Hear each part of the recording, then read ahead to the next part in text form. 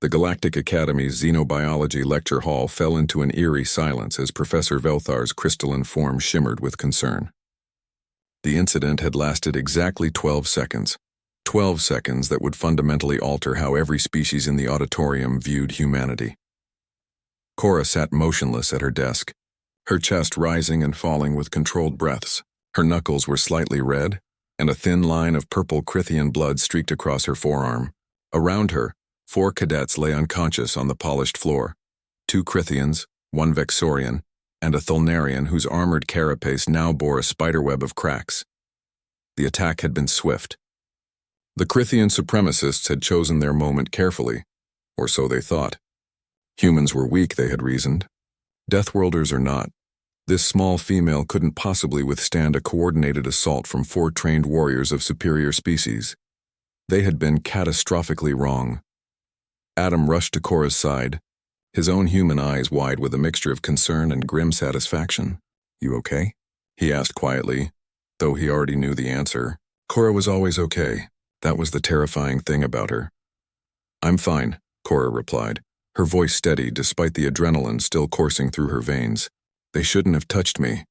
The security footage would later be analyzed frame by frame across a dozen Galactic Council worlds. Military strategists would study it. Xenopsychologists would debate it. But in that moment, as Professor Velthar finally managed to activate the emergency medical protocols, the 200 other cadets in the lecture hall could only stare in stunned disbelief. The largest Crithian had moved first, his chitinous limbs designed to move with blinding speed in his homeworld's heavy gravity. He had been fast by galactic standards. His clawed hand had reached for Cora's shoulder, intending to slam her against the desk. What happened next defied the expectations of everyone watching. Cora's elbow had snapped backward, catching the Crithian directly in his primary breathing spiracle. The sound, a wet crunch, echoed through the hall. As he staggered backward gasping, Cora had already pivoted. Her heel connected with the Vexorian's mid-thorax with such force that the reptilian cadet folded like paper, his reinforced bone structure no match for the kinetic energy delivered by a human, raised in 1.2 g gravity. The Thulnarian, confident in his species' renowned defensive carapace, had charged forward. Thulnarians were known across the galaxy as living tanks, their shells capable of withstanding plasma fire. But evolution on a death world had taught humanity a terrible truth. Everything has a weak point. Cora's fist had found the seam where the Thulnarian's headplate met his thorax. Once, twice, 3 times in rapid succession. Each impact was delivered with the precision of someone who had spent years studying alien anatomy and the brutal efficiency of someone who had grown up on a planet where everything wanted to kill you. The second, Crithian had hesitated, and that hesitation was fatal to his chances. Cora had swept his legs, using his own considerable weight against him. As he fell, her knee was already rising to meet his descending cranium. He was unconscious before he hit the ground. 12 seconds. 4 attackers neutralized.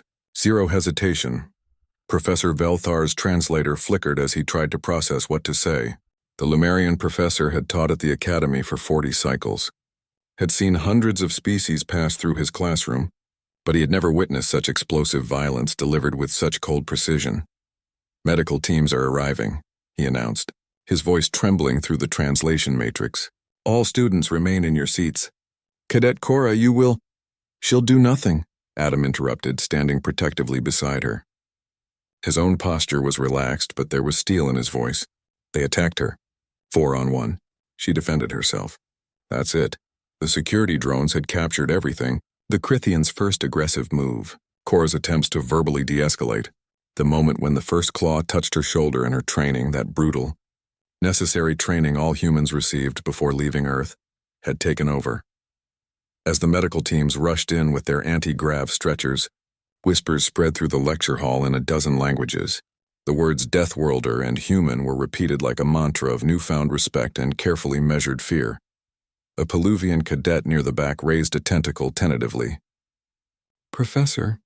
"The humans. Are they all like this?" Professor Velthar looked at Cora, who had finally relaxed her stance. She looked so small, so fragile by galactic standards, and yet 4 larger, theoretically more powerful beings lay broken around her. "Humans. the professor said slowly. Evolved on a Class 12 death world. Earth is a planet of crushing gravity, extreme weather, aggressive megafauna, and microscopic organisms that can kill in hours. Humans are endurance predators who hunted their prey to exhaustion across continents. They are one of the only known species to weaponize throwing objects with lethal accuracy. Their bones are dense, their pain tolerance extraordinary, and their capacity for violence when threatened. He gestured at the scene before them. You have just witnessed it. Cora finally spoke, her voice cutting through the whispers. I didn't want to hurt them. I gave them chances to back down. But I'm not going to be a victim because some supremacists think my species is inferior. She looked around the room, making eye contact with dozens of alien cadets. We don't start fights, but we finish them. The medical teams finally cleared the injured cadets, their prognoses ranging from severe concussion to fractured exoskeleton. They would recover eventually. The psychological scars would take longer to heal. Adam placed a hand on Cora's shoulder, the same shoulder the Crithian had tried to grab. Command's going to want a statement, he said quietly. Let them come, Cora replied. The footage speaks for itself. As the class was dismissed early, cadets gave Cora and Adam a wide berth as they exited. Respect and wariness mingled in their alien expressions. The humans walked side by side, their heads held high.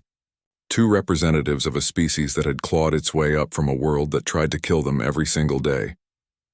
In the halls of the Galactic Academy, a new lesson had been learned. Never mistake human kindness for human weakness. They were not the strongest species, not the fastest, not the most technologically advanced, but humans were survivors, evolved in the crucible of a death world, and when pushed, they pushed back with a ferocity that could humble empires. 12 seconds. That's all it had taken to remind the galaxy why Deathworlders were both feared and respected in equal measure.